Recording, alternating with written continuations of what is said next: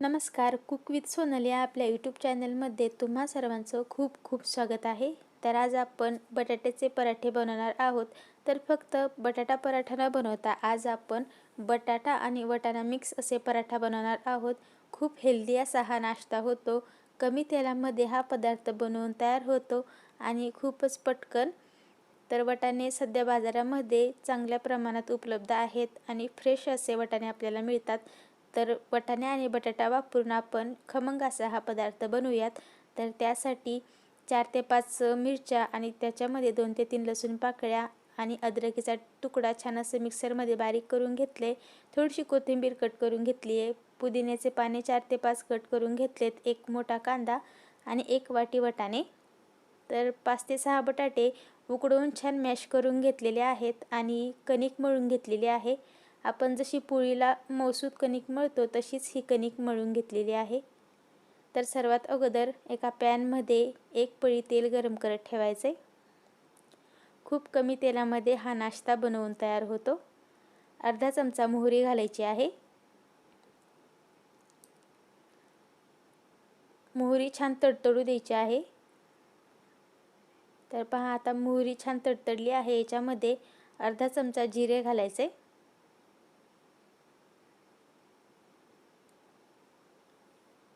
तर आता मी याच्यामध्ये जिरे घालून घेते. आता याच्यामध्ये मिरचीचा ठेचा आणि कांदा आपल्याला घालून घ्यायचा आहे. आता मिरचीचा ठेचा आणि कांदा छान सॉफ्ट होईपर्यंत आपल्याला परतून घ्यायचा आहे. कांदा खूप जास्त लालसर होईपर्यंत नाही परतायचा, फक्त हलकासा तो सॉफ्ट मऊसूत होईपर्यंत आपल्याला परतवायचा आहे. तर मीडियम गॅसवरती हा कांदा आपल्याला परतवायचा आहे. तर हे जे वाटाणे आहेत ते गरम पाण्यामध्ये 2 मिनिटे उकळून घेतलेले आहेत आणि मिक्सरमध्ये त्याला थोडंसं वाटून घ्यायचं आहे. पाण्यामध्ये उकळून घेतल्यामुळे काय होतं, त्याचा जो कच्चापणा असतो तो निघून जातो आणि थोडेसे अर्धवट शिजल्यासारखे ते वाटाणे तयार होतात आणि नंतर ते मिक्सरमध्ये आपण फिरवून घेतलेले आहेत. तर कांद्याला आपण थोडंसं असं मिक्स करून घेऊ. मीडियम गॅसवरती कांदा छान आपण आता परतून घेतलेला आहे. तर तुम्ही पाहू शकता, कांदा अजिबात लालसर झालेला नाही आहे, फक्त हलकासा मऊसूत असा, म्हणजे त्याचा कच्चापणा निघून जायला हवा इथपर्यंतच आपण त्याला परतवलेला आहे. तर आता याच्यामध्ये आपण जे वाटाणे वाटून घेतलेले आहेत ते घालूयात. तर वाटाणे वाटताना खूप जास्त ते मोठे मोठे नाही ठेवायचे, नाहीतर ते पराठ्यामध्ये वरतून उमटतात आणि पराठे फुटू शकतात. तर जेवढे तुम्हाला बारीक दळता येतील तेवढ्या बारीक दळून घ्यायचे आहे. पण याच्यामध्ये दळताना अजिबात पाण्याचा वापर नाही करायचा. तर आता हे आपण छान असं मिक्स करून घेऊ आणि हे वाटाण्याचं सारण थोडंसं परतून घेऊयात, म्हणजे ते पूर्णपणे आता याच्यामध्ये शिजल्या जातात. तर 1-2 मिनिटे मी याला असंच परतून घेतलेलं आहे. आता याच्यामध्ये पाव चमचा हळद, अर्धा चमचा धने पावडर याला मिक्स करून घेऊयात. हे छान मिक्स झालं की याच्यामध्ये पुदिन्याची पाने घालायची आहेत आणि बारीक चिरून घेतलेली कोथिंबीर. बटाट्याच्या पराठ्यामध्ये पुदिन्याची टेस्ट खूप छान लागते. तर आता हे सर्व अजून आपण मिक्स करून घेऊ. आता याच्यामध्ये मॅश करून घेतलेले बटाटे घालून घेऊयात.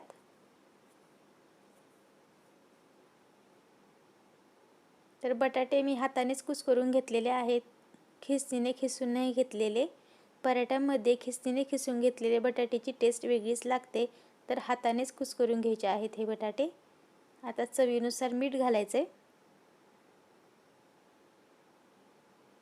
आणि हे छान असं आता मिक्स करून घेऊयात.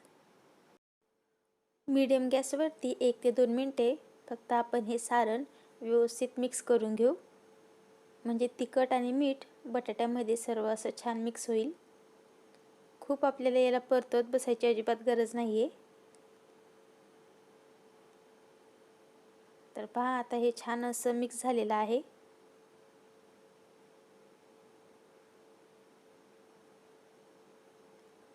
तर तर मीडियम गॅसवरती मी याला 2 मिनिटे मिक्स करून घेतलेला आहे. आता गॅस बंद करूयात आणि हे सारण एका ताटामध्ये आपण काढून घेऊ.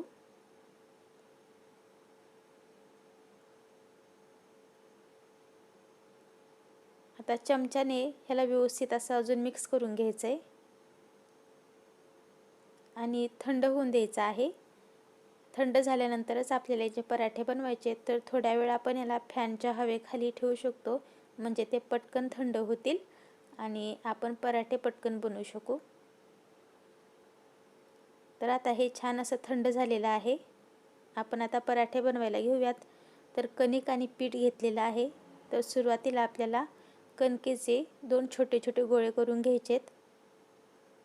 तर आपण चपातीसाठी जेवढा उंडा घेतो त्याचेच आपल्याला 2 उंडे करायचे आहेत. तर पहा, छोटे छोटे मी असे 2 गोळे घेतलेले आहेत. कारण जर मोठे गोळे घेतले तर आपला पराठा खूप जास्त मोठा होऊ शकतो, त्यामुळे छोटे छोटे 2 गोळे आपल्याला घ्यायचेत. ते पिठामध्ये बुडवायचे आणि आता ह्याच्या आपल्याला छोट्या छोट्या अशा पोळ्या बनवून घ्यायच्या आहेत. आपण थोडासा वेगळ्या पद्धतीने हा पराठा लाटणार आहोत, जो नवीन शिकणाऱ्यांना सुद्धा बनवता येईल आणि फुटणार सुद्धा नाही. तर एक पोळी मी लाटून घेतलेली आहे. आता आपण दुसरी सुद्धा लाटून घेऊयात. खूप सोप्या पद्धतीने हा पराठा आपण बनवत आहोत. आता याच्यावरती आपण सारण घालून घेऊ. तर मस्त खूप सारं सारण तुम्ही याच्यामध्ये घालू शकता. कडेपर्यंत अगदी सारण बसवायचं आहे. तर 2 ते 3 चमचे सारण मी याच्यामध्ये घातलेलं आहे. आता दुसरी पोळी आपण याच्यावरती ठेवूयात. थोडंसं पीठ टाकूयात आणि कडा व्यवस्थित अशा दाबून घेऊ.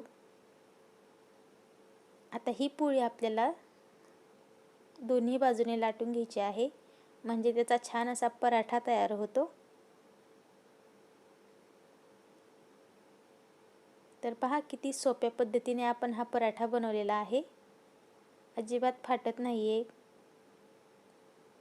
तर दोन्ही बाजूने थोडंसं पीठ टाकत आपण याला लाटून घेऊयात.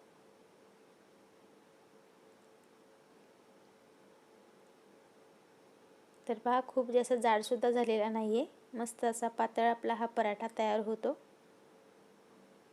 तर छान असा आपला हा आता पराठा लाटून झालेला आहे. तर गरम तव्यावरती थोडंसं बटर घालायचं आहे किंवा मग तूप घातलं तरीही चालेल. आणि तूप नसेल वापरायचं तर तेलामध्ये सुद्धा तुम्ही हा पराठा भाजू शकता. तर आता पराठा आपल्याला दोन्ही बाजूने व्यवस्थित असा भाजून घ्यायचा आहे.